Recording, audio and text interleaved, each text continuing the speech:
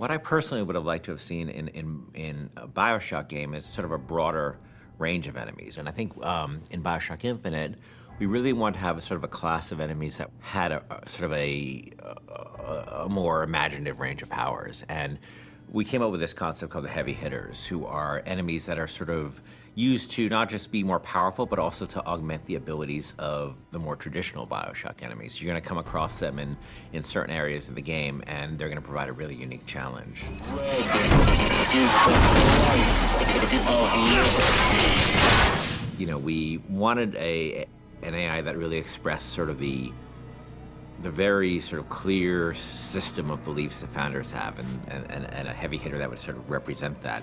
And the Motorized Patriot is sort of the embodiment of that. And they came up with this idea of this creepily motorized, like Hall of Presidents animatronic George Washington. It was specifically the face, specifically this weird, like, porcelain child dolls, you know, poor rendering of George Washington. That kind of clinched it. Everybody saw it and said, okay, we can roll with that. It's one of those rare moments where you kind of all come together and you realize, okay, this is going to work. We're all on the same page here. Let's just move forward with what we got. I can use a turret! On it! Booker, the gear!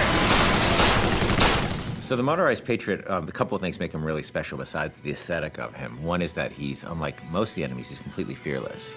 He doesn't have a sense of self-preservation, so he'll just keep coming at you and coming at you and coming at you. You know, despite the fact that you face many different kinds of enemies in this game, you clearly can't reason with this one. He's just gonna keep coming forever, you know? He is sort of a clockwork Terminator. The other cool thing about him, he's got this Gatling gun called a pepper mill. And once you destroy the Patriot, Booker can actually go pick up the pepper mill and actually use it as a heavy weapon. And that's the only place he can get it, was from a destroyed Motorized Patriot. I mean, I also like that, you know, as he starts to take serious damage, his head he actually loses the Washington mask, and it reveals his sort of metal skeleton underneath.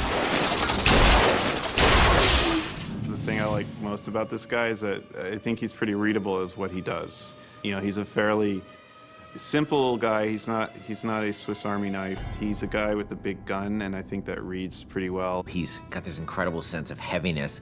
He's relentless, and just hearing sort of the things he's saying is both funny and kind of terrifying. But he's, you know, a deadly, deadly enemy.